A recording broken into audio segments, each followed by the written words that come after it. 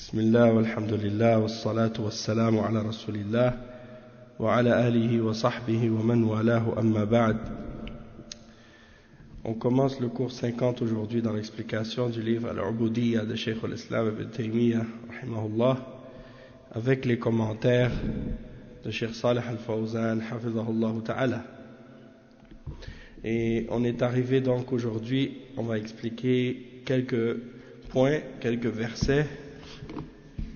On parlait au dernier cours du fait que Allah subhanahu wa ta'ala, il faut mettre sa confiance en lui et que les causes, il faut savoir que c'est Allah subhanahu wa ta'ala qui les a créées.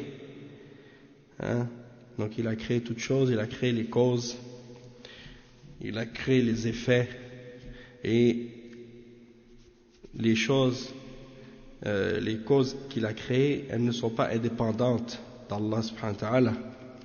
Tout dépend d'Allah. Et on est arrivé donc à l'explication des versets où le cheikh il mentionne, où il parle à propos de Ibrahim al-Khalil. Il dit وقال تعالى عن الخليل قال يا قوم إني بريء مما تشركون إني وجهت وجهي للذي فطر السماوات والأرض حنيفا وما أنا من المشركين وحاجه قومه قال أتحاجوني في الله وقد هدان ولا أخاف ما تشركون به إلا أن يشاء ربي شيئا إلى قوله تعالى الذين آمنوا ولم يلبسوا إيمانهم بظلم أولئك لهم الأمن وهم مهتدون. Donc le cheikh il explique maintenant des versets dans Surat Al-An'am du verset 78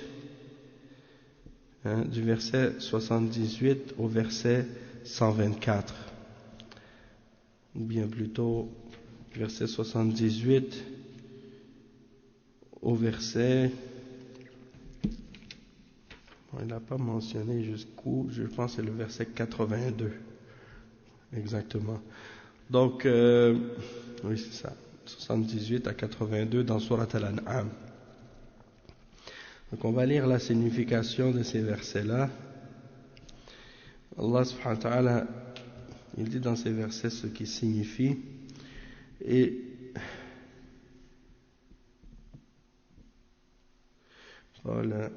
قال يا رب إني بريء مما تشركون. Donc il dit قال يا قومي, il dit ô mon peuple, je me désavoue de tout ce que vous associez avec Allah, de tout ce que vous faites le shirk, tout ce que vous associez avec Allah subhanahu wa ta'ala, tout ce avec quoi vous faites du shirk avec Allah subhanahu wa ta'ala. Puis il dit ensuite, je tourne mon visage exclusivement vers celui qui a créé à partir du néant les cieux et la terre. Je ne suis point de ceux qui lui donnent des associés. Puis son peuple disputa avec lui. Mais il dit, allez-vous disputer avec moi au sujet d'Allah alors qu'il m'a guidé? Je n'ai pas peur des associés que vous lui donnez. Je ne crains que ce que veut mon Seigneur. Mon Seigneur embrasse tout de sa science. Ne vous rappelez-vous donc pas? Et comment aurais-je peur des associés que vous lui donnez, alors que vous n'avez pas peur d'associer à Allah des choses pour lesquelles il ne vous a fait descendre aucune preuve? Lequel donc des deux parties a le plus droit à la sécurité, ou mérite plus la sécurité? Dites-le si vous savez. Puis Allah subhanahu wa ta'ala donne la réponse dans ce verset 82, il dit, ceux qui ont cru et qui n'ont point troublé la pureté de leur foi par une injustice quelconque, c'est-à-dire ici c'est le shirk, parce qu'il s'agit de l'injustice dont il s'agit ici, c'est le shirk. Donc ceux qui ont cru et qui n'ont point troublé la pureté de leur foi par une forme quelconque de shirk, ceux-là ont la sécurité et ce sont eux les bien guidés. Donc ça c'est les versets que Cheikh al-Islam ibn Taymiyyah a mentionné maintenant. Et Cheikh Salih al-Fawzan, hafidhahullah ta'ala, il va mentionner maintenant l'explication de ces versets-là. Donc maintenant on continue dans l'explication maintenant. Cheikh Salih al-Fawzan, hafidhahullah, il dit: ذكر الله قصة محاجة إبراهيم الخليل لقومه عليه الصلاة والسلام لقومه الذين يعبدون الكواكب فبعثه الله إليهم يدعوهم إلى عبادة الله وترك عبادة الكواكب وقد ناظرهم على ذلك. وكما ذكر الله سبحانه وتعالى في سورة الأنعام أنه ناظرهم في إبطال عبادة الكواكب. قال الله جل وعلا: وكذلك نري إبراهيم ملكوت السماوات والأرض وليكون من الموقنين وقد أعطاه الله من البراهين والعلم ما يخصم به المشركين. فلما جن عليه الليل يعني غطاه بظلامه رأى كوكبا أي نجما قال: هذا ربي. يريد بذلك أن يبطل بالمناظرة عبادة الكواكب. قال: هذا ربي أي بزعمكم. فهذا من باب التنزل معهم حتى يخصمهم. فلما أفل أي غاب النجم قال: لا أحب الآفلين، لأن أفوله دل على أنه مخلوق يدبر وأنه يطلع ويغيب بأمر الله سبحانه وتعالى، فهو يجري بأمر الله، فدل على أنه مخلوق وأنه مسير لا يصلح للعبادة. Donc on va commencer par traduire cette partie-là. Le cheikh, il est en train d'expliquer en fait que Ibrahim alayhi salam, lorsqu'il a eu un dialogue avec son peuple pour leur montrer les arguments de l'unicité d'Allah et de la preuve que il faut établir le tawhid et croire que seul Allah mérite d'être adoré. Et donc il mentionne dans cette sourate Al-An'am cet événement-là qui s'est produit avec le prophète Ibrahim alayhi salam.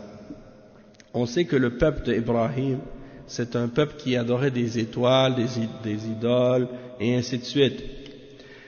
Et donc, Allah subhanahu wa ta'ala l'a envoyé à ce peuple pour les inviter à l'adoration d'Allah seul et pour abandonner l'adoration des étoiles et des astres. Alors, il a commencé à vouloir argumenter avec eux pour leur établir les preuves du tawhid. Et Allah subhanahu wa ta'ala mentionne comment il a voulu argumenter avec eux pour détruire leurs fausses croyances et leur adoration des étoiles. Alors il a imaginé avec eux comme un genre de dialogue, ou bien comme un genre d'argument pour leur prouver que qu'est-ce qu'ils font, c'est faux. Et donc il mentionne, comme dans le verset 75 dans Surat Al-An'am, Allah subhanahu wa ta'ala, il dit dans ce verset ce qui signifie: ainsi nous avons montré à Ibrahim, le royaume des cieux et de la terre, afin qu'il fût de ceux qui croient avec conviction. D'accord? Donc Allah subhanahu wa ta'ala lui a donné les arguments, des preuves évidentes et de la science pour être capable de disputer avec les mushrikines et de leur établir les preuves. Et donc, il dit ensuite dans le verset: et quand la nuit l'enveloppa, il observa une étoile. Et il dit, donc il a vu une étoile, quand la nuit est arrivée, قال هذا ربي. Il a dit, comme s'il veut montrer à ces gens-là, de ce genre de démonstration, la fausseté de l'adoration des étoiles. Alors il dit: ceci est mon Seigneur, selon votre idée, selon ce que vous pensez. Il dit à son peuple: voici une étoile, ça c'est mon Seigneur, selon ce que vous pensez, selon votre croyance. Donc il veut débattre avec eux et argumenter avec eux pour leur montrer la fausseté de l'adoration de cette étoile. Alors il leur dit ceci, selon vous, ça c'est mon Seigneur. Puis quand l'étoile, donc c'est comme s'il descend à leur niveau pour argumenter avec eux, pour leur prouver la fausseté de ce qu'ils croient. D'accord? Et donc il dit, falamma afala, lorsque l'étoile s'est baissée, s'est couchée, elle est disparue, il a dit, la uhibbul afilin. Donc il dit, j'aime pas ce qui disparaît, ce qui se couche.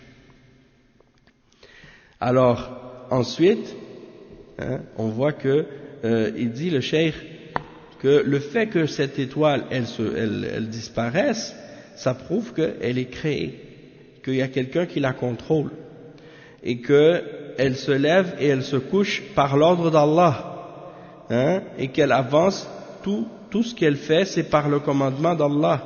Donc, elle est une créature, elle est contrôlée, donc elle ne mérite pas d'être adorée.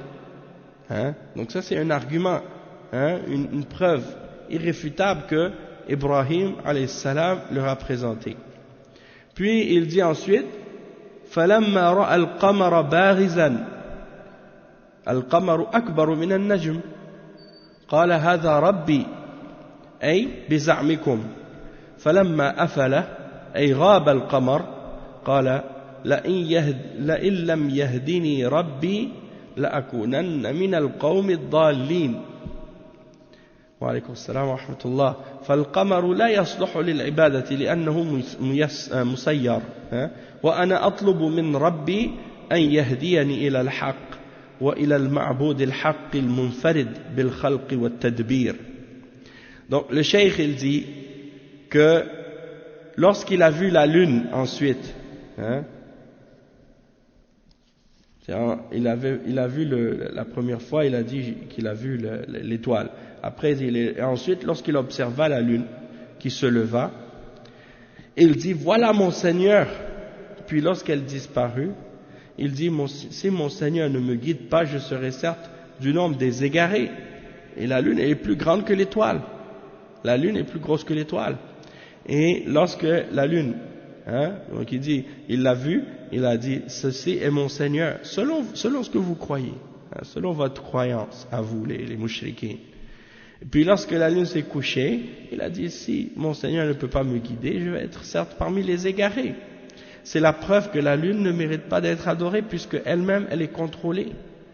Et il dit, moi, je demande à mon Seigneur de me guider vers la vérité, et vers l'objet d'adoration de vérité, qui est unique, et qui a tout créé, et qui contrôle toutes choses. Puis, il mentionne ensuite qu'il a vu le soleil. فَلَمَّا رَأَى الشَّمْسَ بَازِغَةً قَالَ هَذَا رَبِّي فَلَمَّا رَأَى الشَّمْسَ بَازِغَةً قَالَ هَذَا رَبِّي هَذَا أكبر يعني الشمس أكبر من النجم وأكبر من القمر فلما أفلت يعني غابت قال يا قوم إني بريء مما تشركون يعني حيث أصبحت الكواكب لا تصلح للعبادة لأنها مسيرة مدبرة فتبرأ من عبادتها لأن عبادة النجوم والكواكب وغيرها شرك بالله عز وجل. Donc le cheikh il dit, et ensuite quand il a vu le soleil qui s'est levé, il a dit, voilà mon Seigneur, celui-ci est plus grand, selon votre croyance. Encore une fois, c'est-à-dire plus gros que le soleil est plus grand que la lune, est plus grand que l'étoile. Donc il a vu le soleil se lever, il a dit, ça c'est mon Seigneur, il est plus grand encore. Puis lorsqu'il s'est couché, il a dit, ô mon peuple, je me désavoue de tout ce que vous associez avec Allah. Donc il a vu que toutes les astres, de la plus petite à la plus grande, ne méritent pas d'être adorées, ne méritent rien de l'adoration, et qu'elles sont toutes contrôlées et sous le contrôle d'Allah subhanahu wa ta'ala. Hein? Donc il s'est donc désavoué de toute leur adoration. Hein? Et il a établi et clarifié que l'adoration, hein, des astres, des étoiles, de la lune, du soleil et de tous les autres astres célestes ne méritent pas l'adoration, et que de les adorer c'est du shirk avec Allah subhanahu wa ta'ala.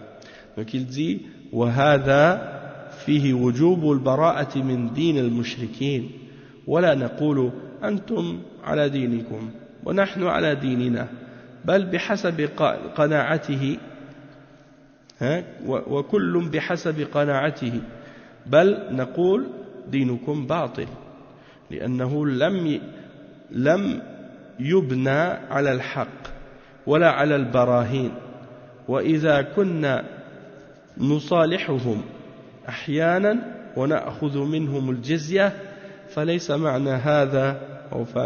معنى ذلك أننا نسلم لهم دينهم بل نعتقد بطلانه ونتبرأ منه وأما التعامل الدنيوي فهذا شيء مباح وإن تعاهدنا معهم وصالحناهم وتعاملنا معهم فإننا نبرأ من دينهم ونبرأ منهم أيضا ولا نحبهم. Barakallahu fik, Youssef, mashallah. Donc le cheikh il explique ensuite, il dit que dans l'attitude d'Ibrahim alayhi salam, on a la preuve et l'exemple de notre obligation de se désavouer de la religion des mouchriquines. Hein? Donc on voit dans le comportement d'Ibrahim alayhi salam, il n'a pas dit par exemple comme certains qui disent vous avez votre religion, hein, et nous on a notre religion et chacun selon sa conviction, hein.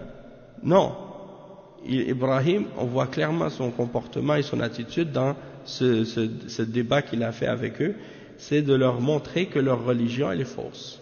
Donc il dit votre religion elle est fausse parce qu'elle n'est pas établie sur la vérité ni sur les preuves, et donc même si on va faire des ententes de paix avec eux, même si on fait des alliances avec eux, des trêves avec eux, même si on va accepter d'eux par exemple qu'ils payent la capitation puis la jizya, ça ne veut pas dire qu'on accepte ou qu'on approuve de leur religion.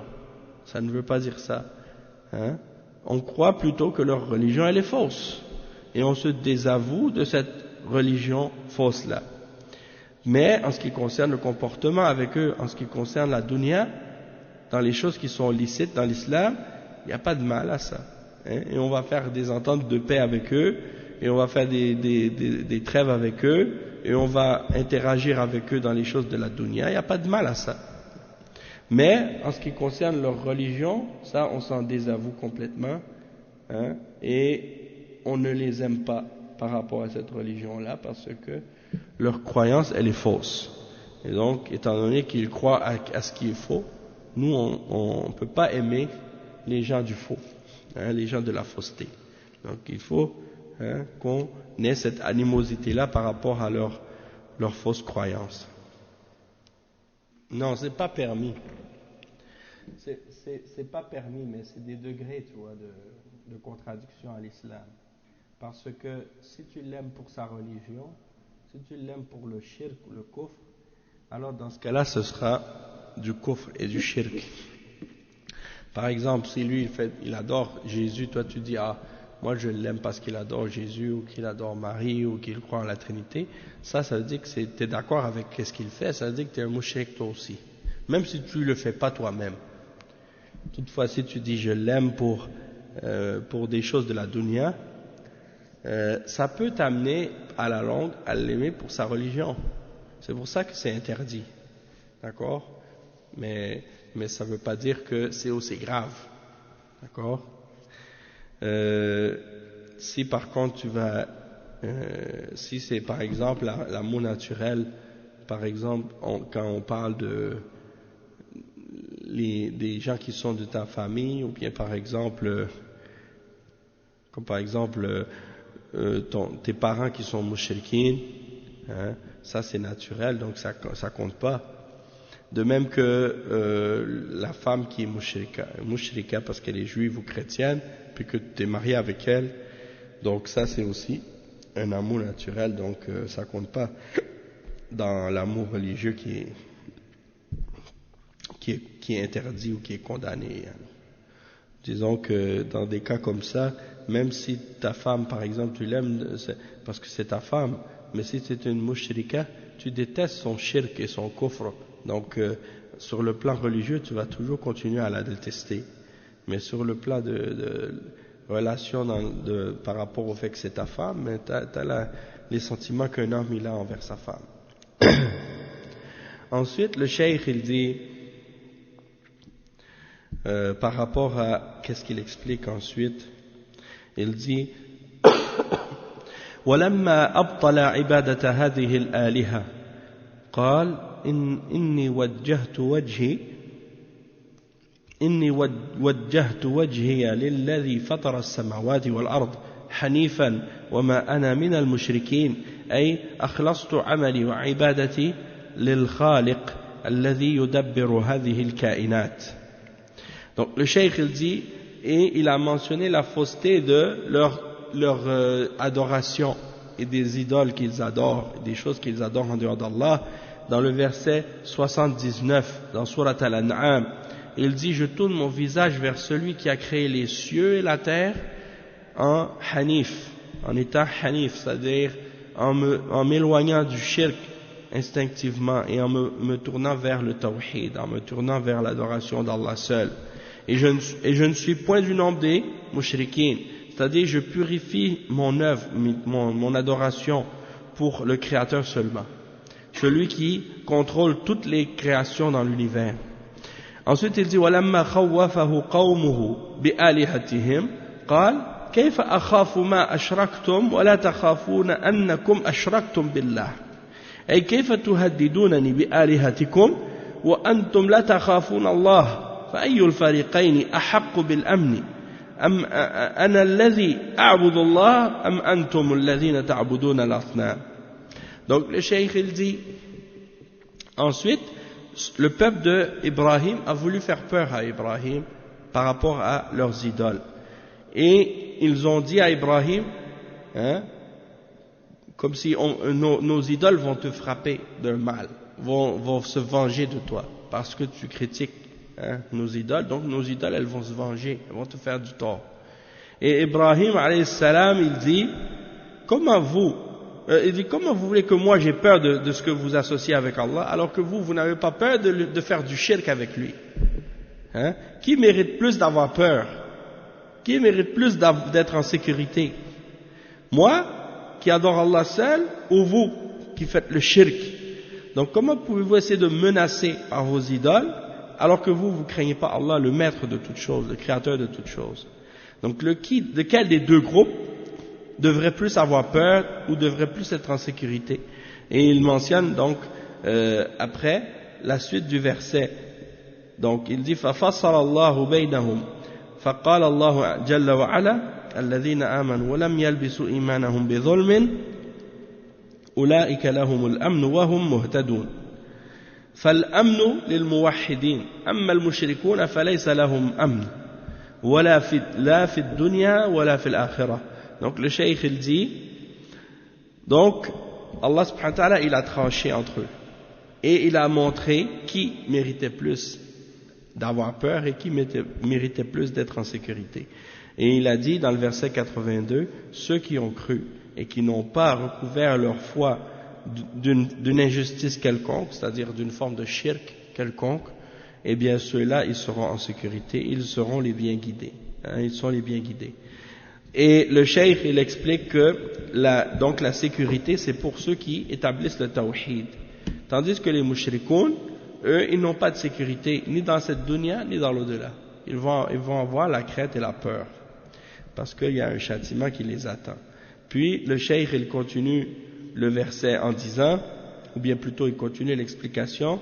Ibn Taymiyyah il continue en disant وفي الصحيحين عن ابن مسعود رضي الله عنه أن هذه الآية لما نزلت شق ذلك على أصحاب النبي صلى الله عليه وسلم وقالوا يا رسول الله أينا لم يلبس إيمانه بظلم فقال إنما هو الشرك ألا تسمعوا إلى قول العبد الصالح إن الشرك لظلم عظيم وإبراهيم الخليل إمام الحنفاء المخلصين حيث بعث وقد طبق الأرض دين المشركين قال الله تعالى وإذ ابتلى إبراهيم ربه بكلمات فأتمهن قال إني جاعلك للناس إماما قال ومن ذريتي قال لا ينال عهد الظالمين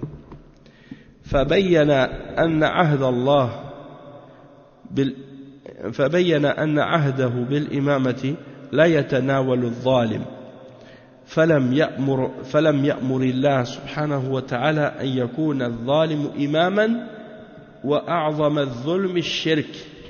Donc le cheikh dit dans le Bukhari et Muslim Sahihain, il est rapporté selon Ibn Mas'ud que lorsque ce verset est descendu, verset 82 et tout ce qui est mentionné avant et le verset 82 en particulier, Allah subhanahu wa ta'ala quand il dit ceux qui ont cru et qui n'ont pas couvert leur foi de quelconque injustice, les Sahaba ont entendu ça et ils ont trouvé ça très difficile.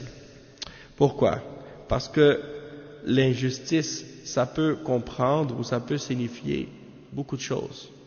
Ça peut être l'injustice que le serviteur fait contre lui-même lorsqu'il fait un péché. Ça peut être l'injustice qu'il fait envers une autre personne. Ça peut être l'injustice qu'il fait envers Allah si c'est du shirk. Donc ça peut être différentes catégories.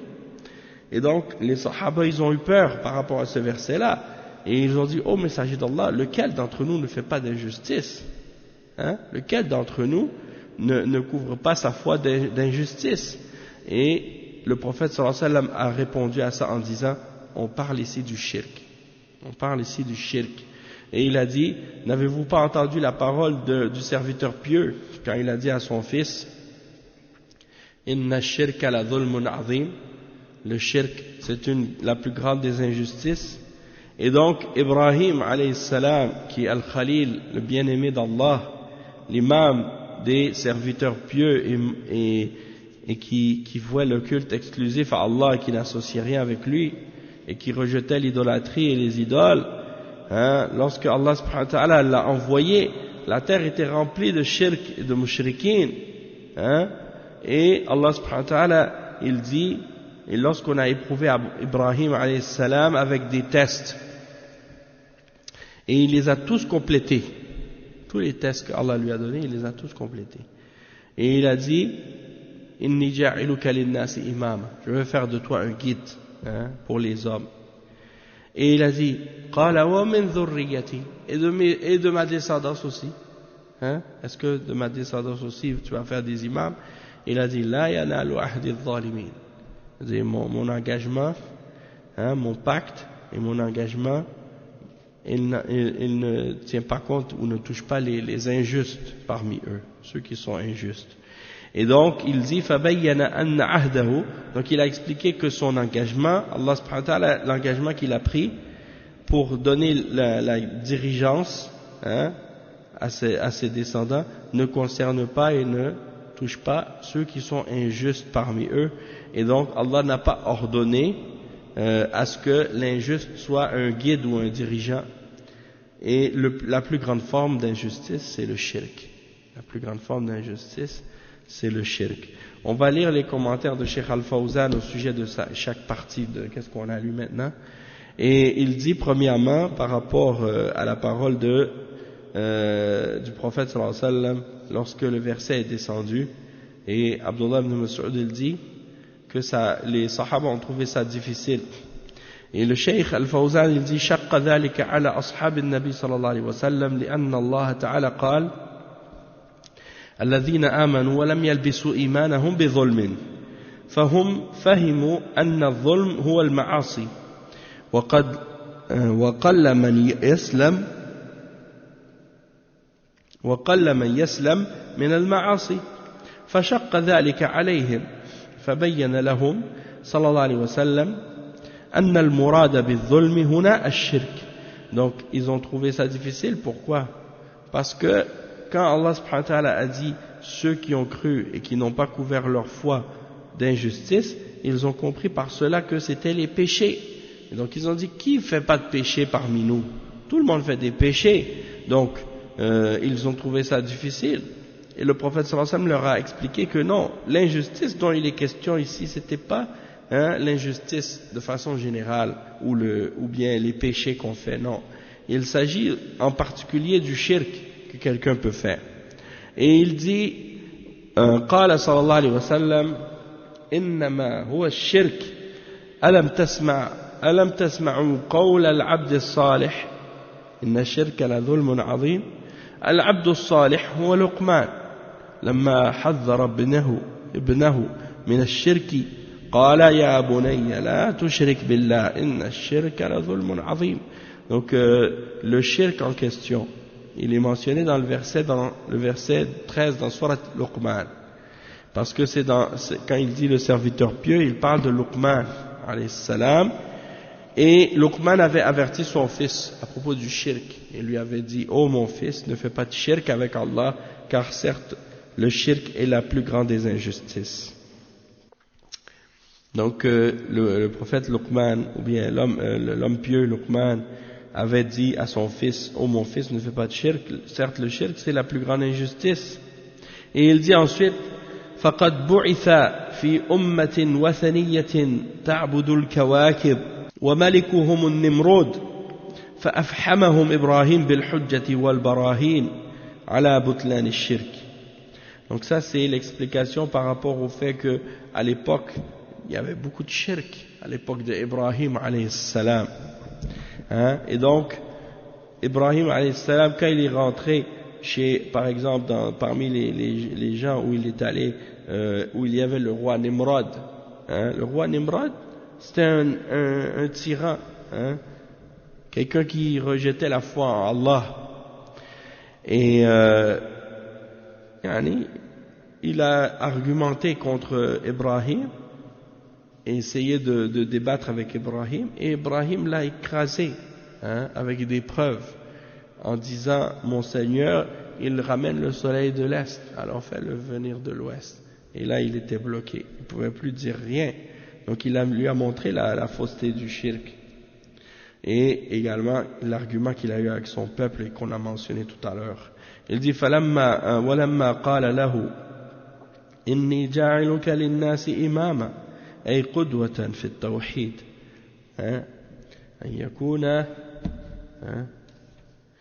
يعني قدوة في التوحيد والدعوة طلب لذريته أي نعم طلب لذريته الإمامة مع بعده أو من بعده عفوا سبحان الله أوكي لما قال له إني جاعلك للناس إماما أي قدوة أو قدوة أي نعم قدوة في التوحيد والدعوة يعني طلب لذريته الإمامة من بعده. قال الله جل وعلا له: لا ينال عهد الظالمين فاستثنى الله منهم الظالم فلا يكون إماما وإنما الإمامة لغير الظالم منهم. Donc le cheikh il explique que Ibrahim alayhi salam, Allah lui a dit qu'il allait faire de lui un guide pour les hommes, un chef pour les hommes, un exemple dans le tawhid et dans la da'wah. Et Ibrahim alayhi salam, il a demandé à ce que ses fils eux aussi soient des guides pour les hommes après lui. Et Allah subhanahu wa ta'ala a mentionné ou a clarifié que son entente ou son engagement ne va pas toucher les injustes parmi eux. Donc il a exclu, Allah subhanahu wa ta'ala a exclu les injustes, en voulant dire que les injustes ne seront pas des dirigeants ou des guides pour les hommes, parce que l'injuste ne peut pas être un guide. Les guides peuvent uniquement être ceux qui ne sont pas injustes, parmi les descendants d'Ibrahim alayhi salam. Ensuite il dit وأما الظالم الذي دون الشرك فقد يقع من بعض الولاة ولا يمنع من إمامتهم وطاعتهم وإنما المقصود هنا الشرك فالمشرك لا يكون إماما وإن كان من ذرية إبراهيم. Il dit en ce qui concerne le shirk qui n'est pas un shirk majeur, hein, un shirk comme par exemple le shirk mineur, hein, l'injustice qui n'est pas du shirk, l'injustice qui est un péché par exemple, une ma'siyah, alors oui, c'est possible que ça se produise de la part de certains dirigeants, que par exemple ils fassent des péchés ou de l'injustice mais qui n'est pas du shirk. Et il dit dans ce cas-là, ça n'empêche pas à ce qu'ils soient des guides ou des dirigeants, et ça n'empêche pas à ce qu'on les obéisse, on leur obéisse. Il dit, lorsqu'il dit que ceux d'entre eux qui sont injustes ne peuvent pas être des guides ou des imams, ça veut uniquement dire ceux qui font du shirk majeur et dont l'injustice est une forme de shirk majeur. Ceux-là ne peuvent pas être imams ou dirigeants pour les hommes. Et le cheikh explique ensuite, il dit قال تعالى إن إبراهيم كان أمة قانتا لله حنيفا ولم يكن من المشركين والأمة هو معلم الخير الذي يؤتم به كما أن القدوة الذي يقتدى به كما أن القدوة الذي يقتدى به والله تعالى جعل في ذريته النبوة والكتاب. Donc le cheikh il explique que Allah subhanahu wa ta'ala, Allah il dit dans le verset 120 dans surat An-Nahl, certes Ibrahim est un modèle, un exemple, hein, obéissant à Allah, et Hanif. Hanif ça veut dire hein, qui s'est tourné vers Allah seul et qui s'est détourné du shirk. Walam yakun min al-mushrikin, et il n'est pas du nombre des mushrikin. Le cheikh il explique que il dit هذه الآية في أوصاف إبراهيم الأولى أنه كان أمة أي قدوة لأن الأمة تطلق ويراد بها القدوة وتطلق ويراد بها الجماعة من الناس وتطلق الأمة ويراد بها الفترة من الزمن. قال تعالى وقال الذي نجا منهم والذكر بعد أمة والمراد هنا يعني القدوة. Donc le cheikh il explique que Allah subhanahu wa ta'ala il mentionne que Ibrahim est une umma. Et qu'est-ce qu'on veut dire par umma? Il explique le cheikh que umma c'est un terme qui peut avoir plusieurs significations. Et ici, Allah subhanahu wa ta'ala il glorifie Ibrahim par plusieurs caractéristiques. La première, c'est qu'il dit de lui que c'est une umma. Qu'est-ce que ça veut dire? Le cheikh il dit c'est un modèle, un exemple. C'est ça que ça veut dire umma ici. Parce que le terme umma peut avoir plusieurs emplois ou plusieurs utilités. Et on l'utilise pour désigner un modèle ou un exemple à suivre. On l'utilise aussi pour désigner un groupe de personnes. Hein? Umma, ça peut être une jama'a, un groupe de personnes. On dit parfois une umma c'est une nation, hein, ou des gens comme ça. Communauté, exactement. Ou on peut également utiliser le terme umma pour désigner un laps de temps. Un laps de temps, ou bien une période de temps, oui. Et donc, il mentionne à ce sujet-là le verset 45 dans Surat Yusuf, dans Surat Yusuf, dans lequel Allah subhanahu wa ta'ala, il dit, وَقَالَ الَّذِي نَجَى مِنْهُمَا وَادَّكَرَ بَعْدَ أُمَّةٍ. وَادَّكَرَ بَعْدَ أُمَّةٍ, c'est-à-dire, il s'est rappelé après un temps. Et, c'est-à-dire, un certain temps, c'est-à-dire, بَعْدَ أُمَّةٍ, un certain temps. Mais qu'est-ce qu'on veut dire dans le verset? à propos d'Ibrahim, on parle du modèle, que c'était un exemple à suivre et un modèle. Ensuite, la deuxième caractéristique qui est mentionnée pour glorifier Ibrahim alayhi salam, c'est qu'il était qanitan lillahi. Qanitan lillahi ay huwa mudawimun ala ta'ati lillahi, ala ta'ati lillahi subhanahu wa ta'ala. فالقنوت هنا يراد به المداومة على الطاعة. المداومة على الطاعة. Le cheikh il dit qanitan lillahi, qu'est-ce que ça signifie? Ça veut dire de rester de façon constante sur l'obéissance, constamment sur l'obéissance. C'est ça que ça veut dire qanitan. C'est-à-dire être obéissant, mais pas juste être obéissant, c'est d'être constamment obéissant, de façon permanente et constante. Donc c'est ça, al-qanit, c'est ça, celui qui est tout le temps obéissant de façon permanente et stable. Il dit également comme troisième caractéristique de glorification, hanifan. Donc il était hanif, c'est-à-dire muqbilan ala Allah, mu'ridan amma siwahu. C'est-à-dire il se tourne vers Allah et il se détourne de tout ce qui est en dehors d'Allah, tout ce qui est associé à Allah. Et la quatrième caractéristique, walam yaku min al-mushrikin. Il n'était pas du nombre des associateurs, des gens qui font le shirk avec Allah subhanahu wa ta'ala.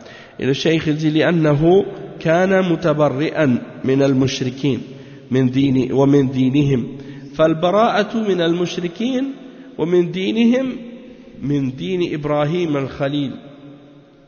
Donc le cheikh il dit qu'il n'était pas du nombre des mushrikines parce qu'il se désavouait des mushrikines et de leur religion. Et de se désavouer des mushrikines et de leur religion fait partie de la religion d'Abraham, Al-Khalil, c'est-à-dire le bien-aimé d'Allah. Wa alaykum assalam wa rahmatullahi wa barakatuh. Donc le cheikh il dit ensuite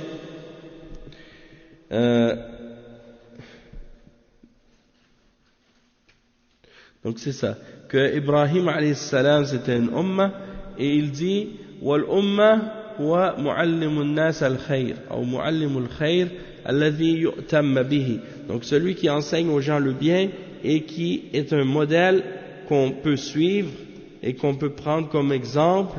Et il dit wallahu ta'ala ja'ala fi dhurriyyatihi an-nubuwwata wal kitab. Et il dit que Allah subhanahu wa ta'ala il a placé la prophétie et le livre dans sa progéniture. Il a placé la prophétie et le livre dans sa progéniture. Et Cheikh Al-Fawzan, il explique par rapport à ça, il dit ومن النعم التي أعطاها إياه ومن النعم التي أعطاها إياه بارك الله فيك أعطاها إياه جزاء له أنه جعل النبوة من بعده في ذريته فكل الأنبياء الذين جاءوا بعد إبراهيم عليه السلام هم من ذريته. Donc le cheikh il dit Allah subhanahu wa ta'ala il a mis il a donné sa grâce à Ibrahim alayhi salam parce qu'il a placé dans sa progéniture la prophétie et le livre. Donc il dit que tous les prophètes qui sont venus après lui sont venus dans sa descendance à lui. C'est-à-dire que tu vois qu'après Ibrahim, eh bien il y a eu tous les prophètes qui sont venus par la suite sont venus de la descendance de Ibrahim alayhi salam. Et tu vois dans il y en a par exemple Ishaq, Ismaïl, et après il y a eu Yaqub, et après il y a eu Yusuf alayhi salam, et après il y a eu d'autres également parmi les prophètes, Moussa et Isa. Donc tous ceux-là sont les descendants de Ibrahim, et du côté de Ismaïl, il y a eu le prophète Muhammad sallallahu alayhi wa sallam. Tous ceux-là sont les descendants de Ibrahim alayhi salam. Ensuite le cheikh il dit, Cheikh Ibn Taymiyyah, il dit وإنما بعث الأنبياء بعده بملته قال تعالى ثم أوحينا إليك أن اتبع ملة إبراهيم حنيفا وما كان من المشركين وقال تعالى إن أولى الناس بإبراهيم للذين اتبعوه وهذا النبي والذين آمنوا والله ولي المؤمنين وقال تعالى وما كان إبراهيم يهوديا ولا نصرانيا ولكن كان حنيفا مسلما وما كان من المشركين وقال تعالى وقالوا كونوا هودا أو نصارى تهتدوا قل بل ملة إبراهيم حنيفا وما كان من المشركين قولوا آمنا بالله وما أنزل إلينا وما أنزل إلى إبراهيم وإسماعيل وإسحاق ويعقوب إلى آخر قوله ونحن له مسلمون. Donc le cheikh il explique que Allah subhanahu wa ta'ala il a envoyé les prophètes qui sont venus après Ibrahim avec sa religion. Tous les prophètes qui sont venus après Ibrahim alayhi salam sont tous venus avec la religion d'Abraham alayhi salam. Et il dit que Allah subhanahu wa ta'ala dit ensuite dans les versets 123 dans Surat Al-Nahl puis nous avons révélé à toi de suivre la religion d'Abraham en étant un hanif, c'est-à-dire en te tournant vers Allah seul et son adoration exclusive et en se détachant complètement de tout ce qui est associé avec lui et de rejeter tout ce qui est adoré en dehors de lui. C'est ça le hanif. Le hanif, c'est celui qui se tourne uniquement vers Allah et qui rejette tout ce qui est adoré en dehors de lui. Et il dit وَمَا كَانَ مِنَ الْمُشْرِكِينَ et il n'était point du nombre des mushrikines. Il dit ensuite que Allah subhanahu wa ta'ala, il dit dans un autre verset, la personne qui mérite le plus d'appartenir à Ibrahim, ce sont ceux qui l'ont suivi, c'est-à-dire les musulmans. Et ce prophète, ceux qui l'ont suivi, et ce prophète, c'est-à-dire le prophète Mohammed sallallahu alayhi wa sallam, وَالَّذِينَ آمَنُوا et ceux qui ont cru avec lui. Wallahu waliyul mu'minin et Allah est l'allié et le supporteur, le protecteur des croyants. Ça, c'est le verset 68 dans Surat Al-Imran. Il dit ensuite dans l'autre verset, le verset 67 dans Surat Al-Imran, Allah subhanahu wa ta'ala il dit et Abraham n'était ni juif ni chrétien mais il était un musulman hanif. Hanif, c'est-à-dire qui adore Allah seul et qui se détourne de tout ce qui est associé avec lui. Et il n'était point du nombre des mushrikines, des associateurs. Il dit, le cheikh ensuite, وَقَالَ تَعَالَى وَقَالُوا كُونُوا هُودًا أَوْ نَصَارَى تَهْتَدُوا. Donc Allah subhanahu wa ta'ala il mentionne dans le verset 135 dans Surat Al-Baqarah et 136 dit soyez juifs ou chrétiens, vous serez bien guidés. Ça, c'est ce qu'ils disent. Et Allah subhanahu wa ta'ala il répond en disant, dit, plutôt c'est la religion d'Abraham, qui était hanif que vous devez suivre. Et il n'était point du nombre des mushrikines. Il était hanif, c'est-à-dire il se tournait uniquement vers Allah pour l'adoration, et il se détournait complètement de tout ce qui est adoré en dehors de lui. Le verset suivant, قُولُوا آمَنَّا بِاللَّهِ, dites, nous croyons en Allah, et nous croyons en ce qui a été révélé sur Ibrahim, sur nous et sur Ibrahim et sur Ismaïl et sur Ishaq et sur Yaqub, jusqu'à la fin du verset. Puis à la fin ça dit وَنَحْنُ لَهُ مُسْلِمُونَ et nous sommes soumis à lui et musulmans. Donc ensuite le cheikh il dit وَقَدْ ثَبَتَ. Est-ce qu'on a lu l'explication? Non, on va lire l'explication de Cheikh Al-Fawzan. Cheikh Al-Fawzan, il explique ces passages-là en disant que la religion d'Abraham, c'est la religion du Tawhid. Millatu Ibrahim, allati hiya at-Tawhid, wa in ikhtalafat shara'i'uhum, famillatuhum wa aqidatuhum wahida, wa hiya at-Tawhid al-Khalis lillahi azza wa jal. Donc il dit le cheikh que la religion d'Abraham, c'est le Tawhid. Et même si les différentes législations des prophètes peuvent être différentes, mais leur aqidah et leur croyance le tawhid, c'est une seule et unique religion. Donc même s'ils ont des lois différentes ou des législations différentes, mais leur aqidah, c'est une seule aqidah et c'est le tawhid, et c'est la religion du tawhid. Donc ils sont tous sur la même religion à la base. Il dit وهذا خطاب لخاتم النبيين من ولد إبراهيم عليه السلام وهو محمد صلى الله عليه وسلم. وهذا خطاب لخاتم النبيين من ولد إبراهيم وهو محمد صلى الله عليه وسلم أن اتبع ملة إبراهيم في التوحيد والعقيدة والإخلاص لله. ولما ادعت اليهود والنصارى أن إبراهيم منهم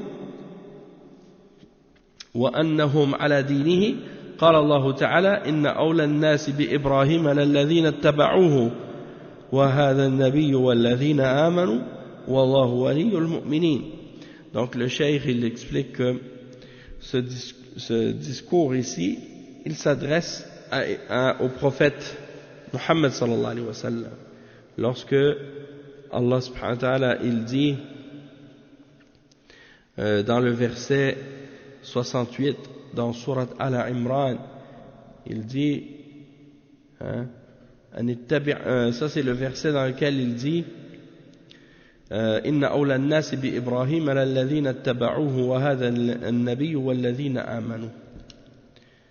Mais le verset c'est plutôt le verset 123. Lorsque Allah s'adresse au prophète, il dit Thumma awhayna ilayka an ittabi' millata Ibrahim hanifa. Allah subhanahu wa ta'ala s'adresse au prophète Muhammad sallallahu alayhi wa sallam pour lui dire directement de suivre la religion d'Abraham. De suivre la religion d'Abraham, c'est-à-dire dans la croyance, dans le tawhid, dans la sincérité envers Allah. Et il dit, et lorsque les juifs ont prétendu, ainsi que les chrétiens, ils ont prétendu tous les deux que Ibrahim alayhi salam était un des leurs. Les juifs ont dit, Abraham est un juif. Les chrétiens ont dit, Abraham est un chrétien. Eh bien, Allah subhanahu wa ta'ala les a réfutés tous en disant Ibrahim alayhi salam il n'était ni juif ni chrétien mais c'était un musulman hanif. Donc c'est un musulman sincère et pur qui était hanif, qui vouait un culte exclusif à Allah et se détournait du shirk. Puis il a clarifié que c'est ça la religion d'Abraham réellement. إن أولى الناس بإبراهيم للذين اتبعوه وهذا النبي للذين اتبعوه يعني اليهود لم يتبعوا إبراهيم والنصارى لم يتبعوا إبراهيم عليه السلام وهذا النبي يعني محمدا صلى الله عليه وسلم فأولى الناس بإبراهيم محمد صلى الله عليه وسلم وأمته لأنهم اتبعوه وأما اليهود والنصارى فليس لهم علاقة بإبراهيم عليه السلام وهو بريء منهم لأن الله تعالى يقول وما كان من المشركين. Donc le cheikh il explique que يعني Allah il réfute les juifs et les chrétiens dans ce verset là qui prétendent qu'ils étaient sur la religion des juifs, que Ibrahim était sur la religion des juifs et des chrétiens. Et donc comme j'ai dit tout à l'heure, il n'était ni juif ni chrétien, mais c'était un musulman hanif. Puis Allah explique par la suite que la religion d'Abraham, c'est une religion qui consiste réellement à adorer Allah seul.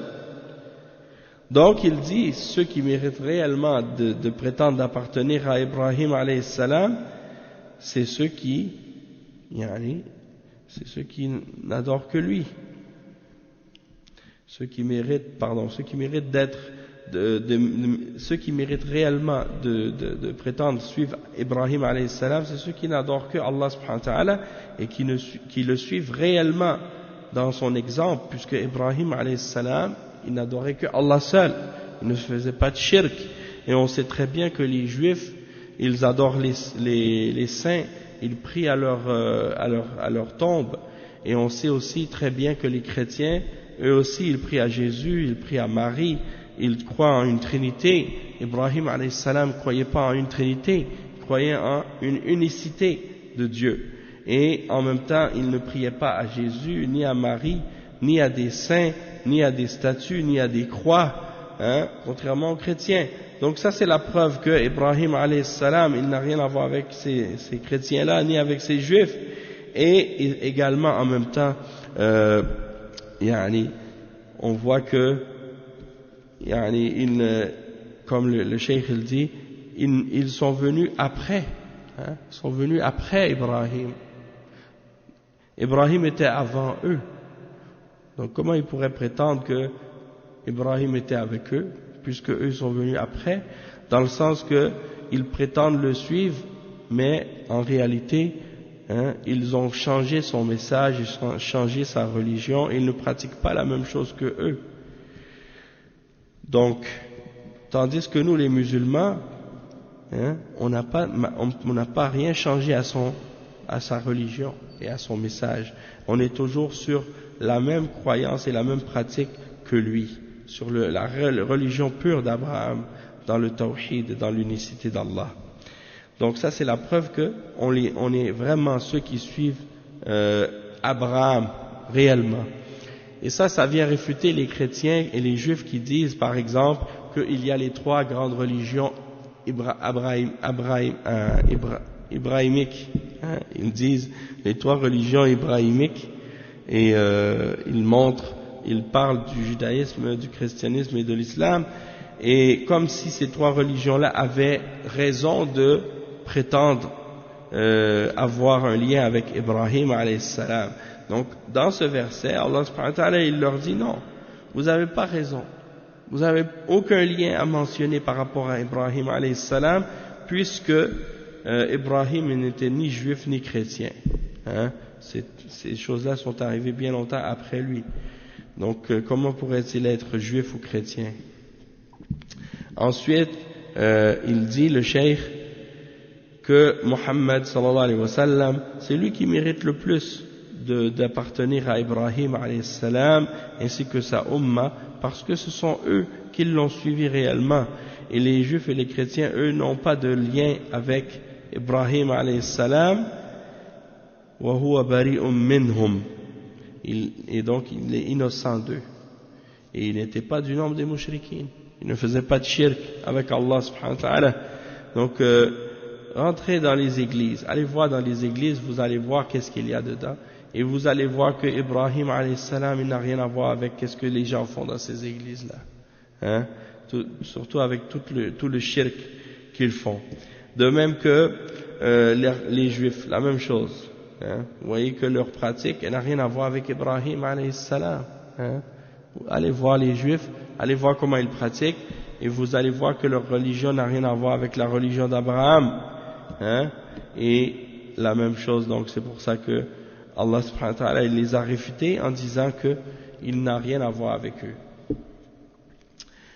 Donc maintenant on a lu ça.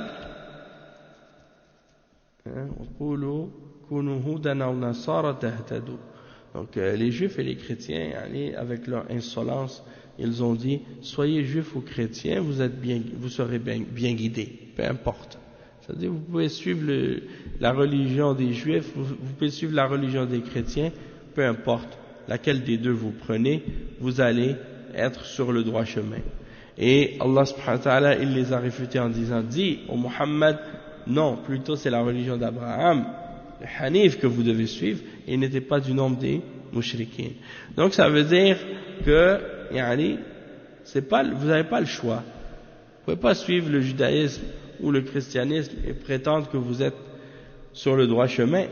Vous devez suivre la religion d'Abraham. Et il n'était pas du nombre des mushrikines. Il était un Hanif. Il adorait Allah seul. Il se détournait de tout ce qui est associé avec lui, en dehors d'Allah subhanahu wa ta'ala, autre que Allah. Il dit وَقُولُوا آمَنَّا بِاللَّهِ وَمَا أُنزِلَ إِلَيْنَا وَمَا أُنزِلَ إِلَى إِبْرَاهِيمَ وَإِسْمَعِيلَ وَإِسْحَاقَ وَيَعْقُوبَ. Naam. Donc ici le cheikh il explique, il dit al-Yahoud wa al-Nasara يدعون المسلمين إلى اليهودية والنصرانية. قال الله تعالى وقولوا كونوا هودا أو نصارى تهتدوا. اليهود يقولون للمسلمين كونوا يهودا أو اليهود يقولون كونوا يهودا تهتدوا، والنصارى يقولون كونوا نصارى تهتدوا، وهذا من ضلالهم وإعجابهم بأنفسهم. قال الله تعالى ردا عليهم قل بل ملة إبراهيم حنيفا وما كان من المشركين، أي بل نكون على ملة إبراهيم عليه السلام، وإذا أردتم الهداية كما تزعمون فكونوا على ملة إبراهيم. Donc le cheikh il dit que les juifs et les chrétiens ils veulent appeler les musulmans à être juifs ou chrétiens. Puis il dit, Allah subhanahu wa ta'ala, ils mentionnent leurs propos quand ils disent soyez juifs ou chrétiens, vous serez bien guidés. Le verset 135. Et Allah subhanahu wa ta'ala, il répond à ça, on a dit tout à l'heure, les juifs ils disent soyez juifs, vous serez bien guidés. Les chrétiens disent aux musulmans soyez chrétiens. Les chrétiens disent aux musulmans soyez chrétiens, vous serez bien guidés. Et ça c'est de leurs égarements et de leur comment ils sont éblouis par eux-mêmes et par leur égarement. Allah les a réfutés en disant non, soyez sur la religion d'Abraham. C'est la religion d'Abraham qu'on doit suivre. D'être un hanif, d'adorer personne d'autre que Allah et de ne pas être du nombre des mushrikines. Donc ça c'est très important. Allah subhanahu wa ta'ala dit donc soyez donc sur la religion d'Abraham.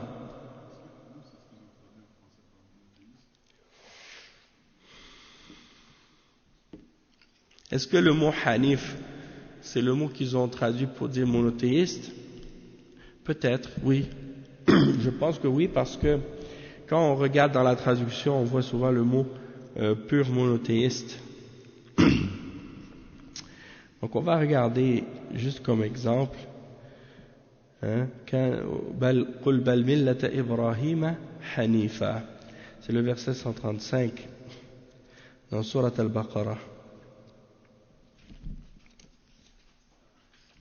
Wa alaykum salam wa rahmatullahi wa barakatuh. Donc, ils ont traduit,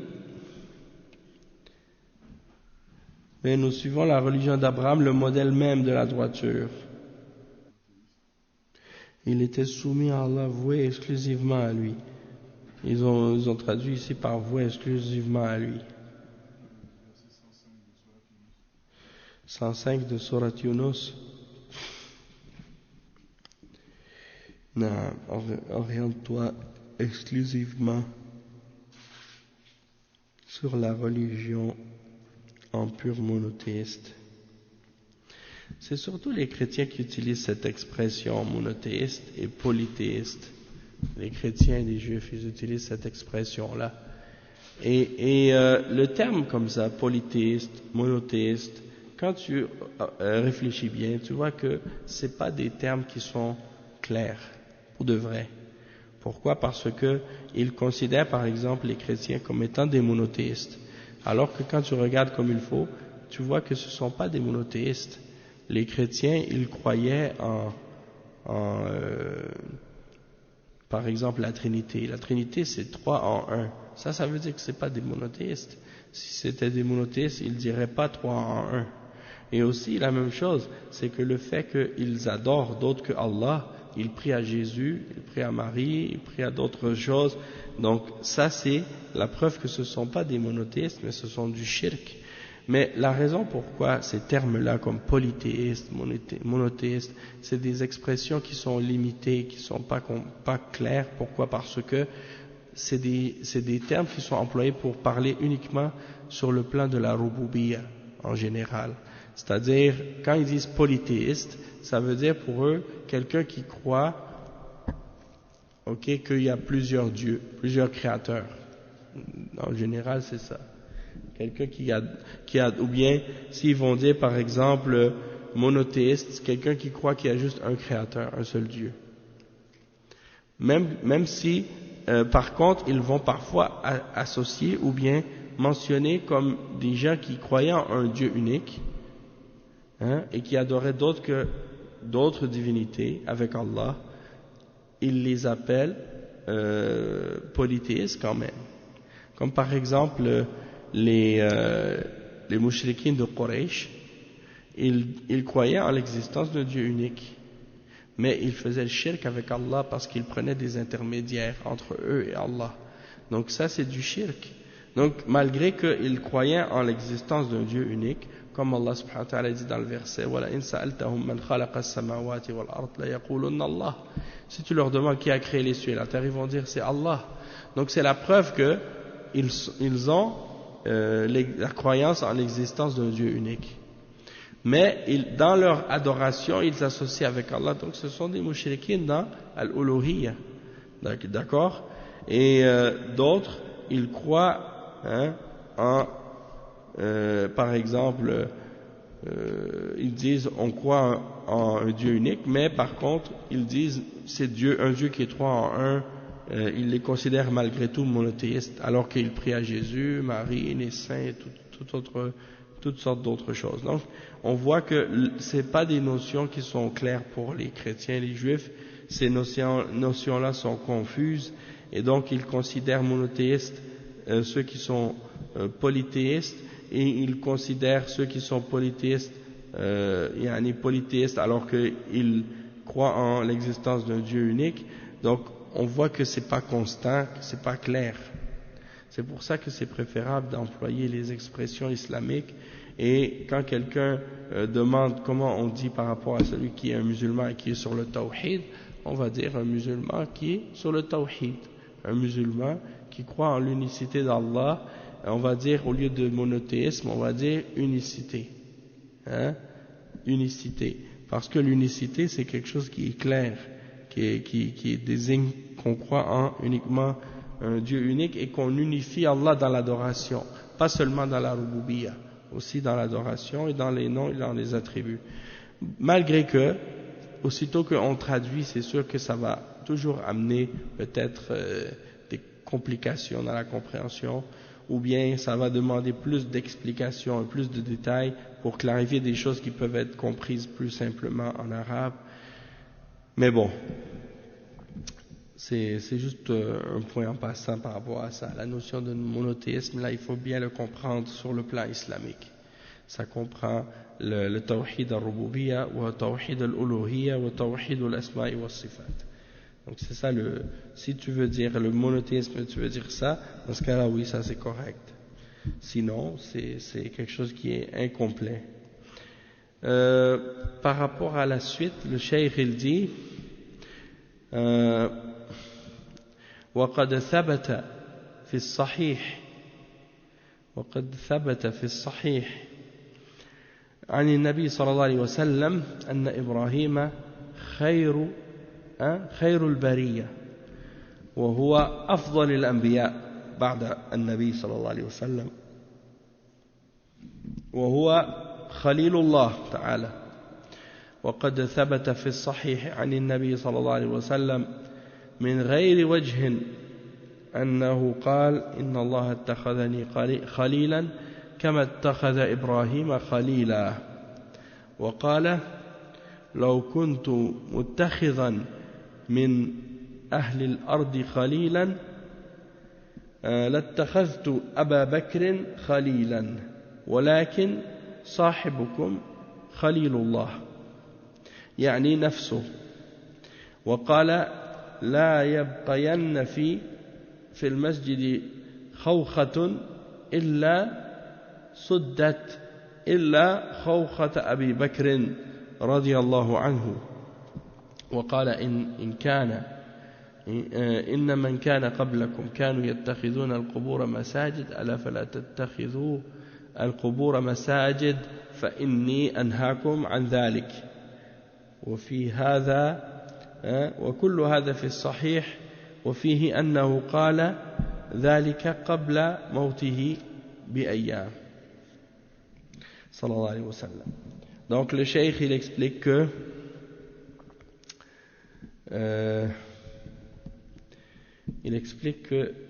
donc avant de terminer, il dit وقال Cheikh Al-Fawzan il explique, il dit عن النهي أو النهي عن التفرقة بين الأنبياء قال تعالى وقولوا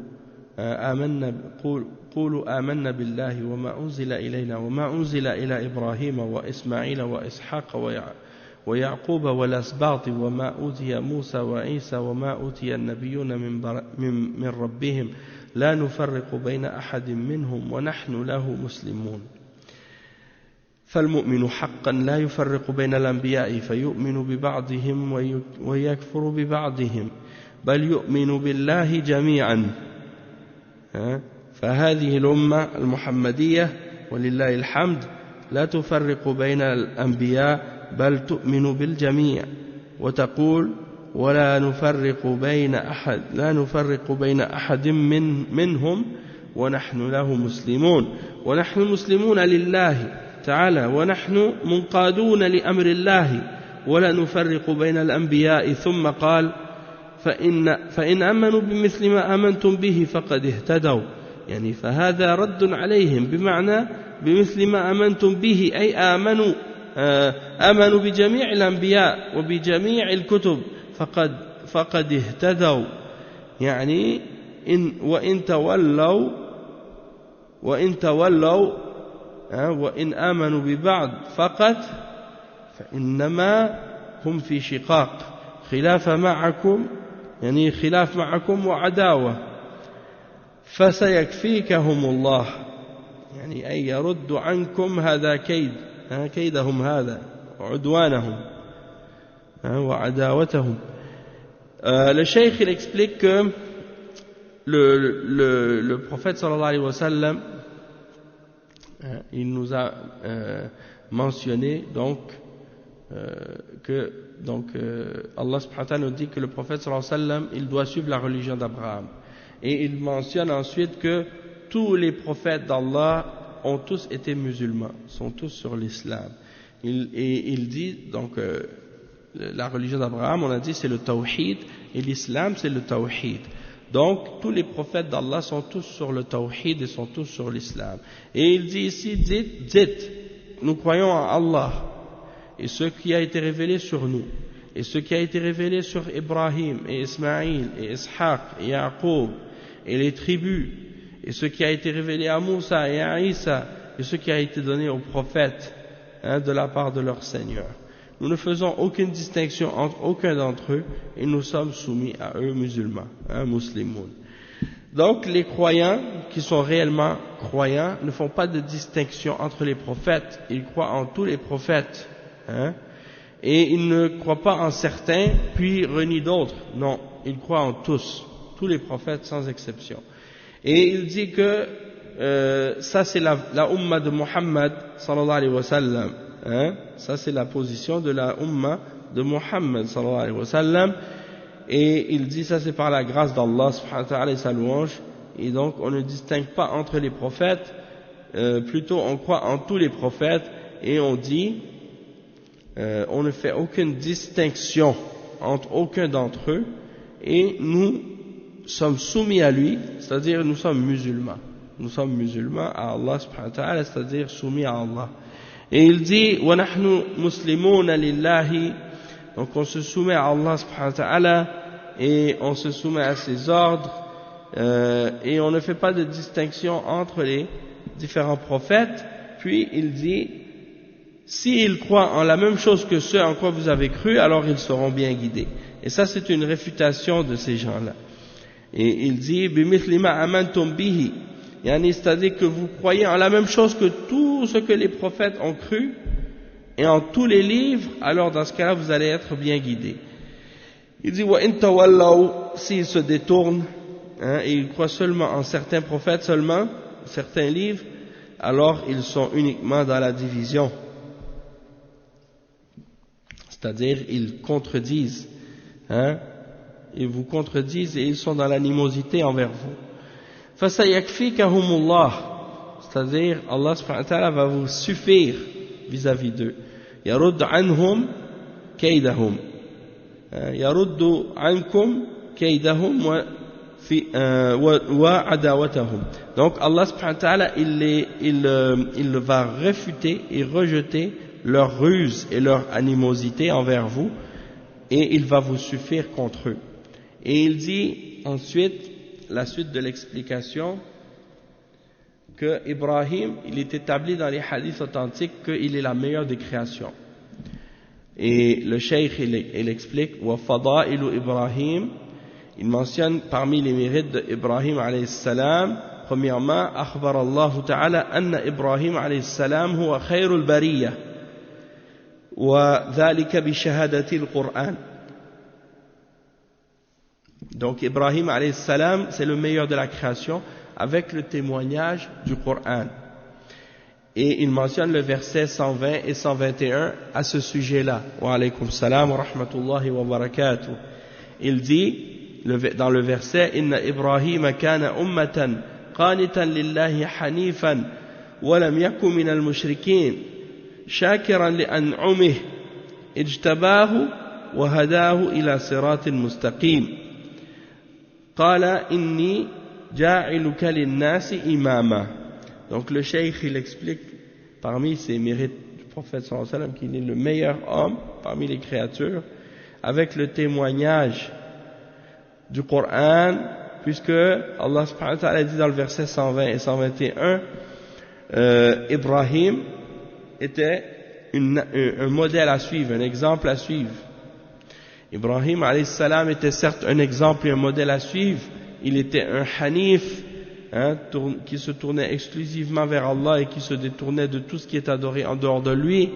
Walam yakum min al-mushrikin, il n'était pas du nombre des mushrikin. Naam. Naam, le meilleur homme parmi les meilleurs, le meilleur parmi les hommes, on dit que c'est le prophète Muhammad sallallahu alayhi wa sallam, puis le meilleur avant lui c'est Ibrahim, c'est-à-dire celui qui est venu avant lui parmi les hommes c'était Ibrahim qui était le meilleur, mais quand le prophète Muhammad sallallahu alayhi wa sallam est venu, c'est lui le meilleur des hommes. C'est-à-dire il y a des prophètes sur qui il y a beaucoup de choses qui ont été inventées par les juifs qui dénigrent les prophètes. Et l'exemple par exemple de Daoud et de Nuh alayhi salam et d'autres exemples aussi. Sulayman, exactement. Beaucoup de mensonges contre les prophètes. Et le but de ça, c'est pour dénigrer les prophètes et pour se permettre de suivre leur passion. Parce qu'ils se disent, si les prophètes, ils ont fait des choses comme ça, donc dans ce cas-là, pourquoi nous, on ne peut pas le faire, des choses graves. Allah musta'an. Et donc c'est ça. Donc il dit, le cheikh ensuite, shakiran li an'umihi, il était reconnaissant envers les grâces d'Allah subhanahu wa ta'ala, ijtabahu, Allah subhanahu wa ta'ala l'a rapproché vers lui et l'a guidé vers le droit chemin. 120 et 121 dans Surat Al-Nahl. Et le verset 124 dans Surat Al-Imran, dans Surat Al-Baqarah, pardon, le verset, il dit وَقَالَ إِنِّي جَاعِلُكَ لِلنَّاسِ إِمَامًا. قَالَ إِنِّي جَاعِلُكَ لِلنَّاسِ إِمَامًا. Je vais faire de toi un guide pour les hommes. Le deuxième point, la deuxième caractéristique parmi les mérites de Ibrahim alayhi salam, وَهُوَ أَفْضَلُ الْأَنْبِيَاء بَعْدَ النَّبِي صلى الله عليه وسلم. Et c'est le meilleur des prophètes après Muhammad sallallahu alayhi wa sallam. Et le troisième, وإبراهيم عليه السلام خليل الله قال تعالى واتخذ الله إبراهيم خليلا يعني والخلة هي أعلى درجات المحبة ولم ينلها إلا إبراهيم ومحمد عليه الصلاة والسلام فهما أفضل الأنبياء. إبراهيم الخليل, il était Khalil d'Allah. Il était Khalil d'Allah, ça veut dire que il était le bien-aimé d'Allah. Et il explique, le cheikh, que Allah subhanahu wa ta'ala, il mentionne dans le verset 125 dans Surat An-Nisa que il était, Allah subhanahu wa ta'ala l'avait pris comme Khalil, c'est-à-dire comme bien-aimé. Et il explique que le terme khulla en arabe, c'est le plus haut degré de l'amour. Al-Khulla, c'est le plus haut degré de l'amour, et personne n'a atteint ce degré excepté Ibrahim alayhi salam et le prophète Muhammad sallallahu alayhi wa sallam. Donc ces deux-là sont les meilleurs parmi les prophètes. Et il dit wa Muhammad Khalilullah subhanahu wa ta'ala, wa Khalilullah subhanahu wa ta'ala. Donc Muhammad sallallahu alayhi wa sallam Khalilullah, il dit wa qala inna Allah ittakhadhani khalilan kama ittakhadha Ibrahim khalila. Thabata hadha fi as-sahih. Donc il dit que le prophète Muhammad sallallahu alayhi wa sallam, il est aussi le Khalil d'Allah. Il est lui aussi le Khalil d'Allah. Et Allah subhanahu wa ta'ala, il est le, donc Muhammad sallallahu alayhi wa sallam, il est également le Khalil d'Allah parce que le prophète sallallahu alayhi wa sallam a dit Allah m'a pris comme Khalil.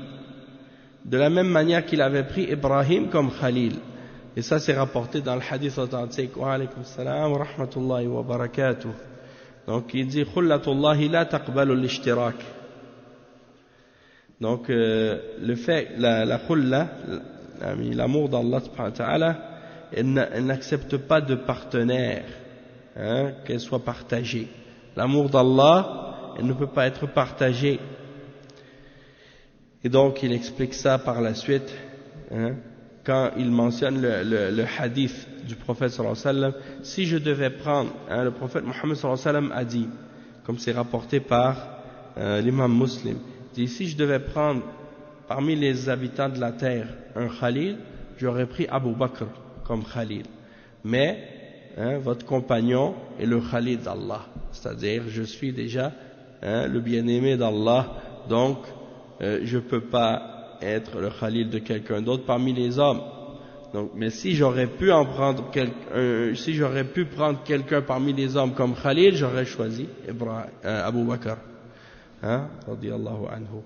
Donc c'est ça qu'il explique ici, et la raison de ça c'est parce que al-khulla, elle n'accepte pas d'être partagée, tu ne peux pas la partager. Donc il a pris Khalil, Allah subhanahu wa ta'ala l'a pris comme Khalil, donc il ne peut pas avoir d'autre Khalil que Allah subhanahu wa ta'ala. Et il dit لماذا لم يتخذ النبي صلى الله عليه وسلم أبا بكر خليلا مع أنه يحبه لأن خليل الله لا يتخذ معه خليلا آخر. Donc il dit pourquoi il ne peut pas prendre un autre, il dit pourquoi il n'a pas pris Abu Bakr comme Khalil alors qu'il l'aime, c'est parce que Allah subhanahu wa ta'ala l'a déjà pris comme Khalil, et donc du moment qu'il est le Khalil d'Allah, eh bien il ne peut pas avoir un autre Khalil avec lui. Oui, c'est ça. Et ensuite il a mentionné d'autres exemples. On va s'arrêter ici pour aujourd'hui, on continuera la suite de l'explication des autres hadiths au prochain cours incha'Allah. Subhanakallahumma bihamdik, ashhadu an la ilaha illa ant, أستغفرك وأتوب إليك وصلى الله وسلم على نبينا محمد وعلى آله وصحبه أجمعين والسلام عليكم ورحمة الله وبركاته.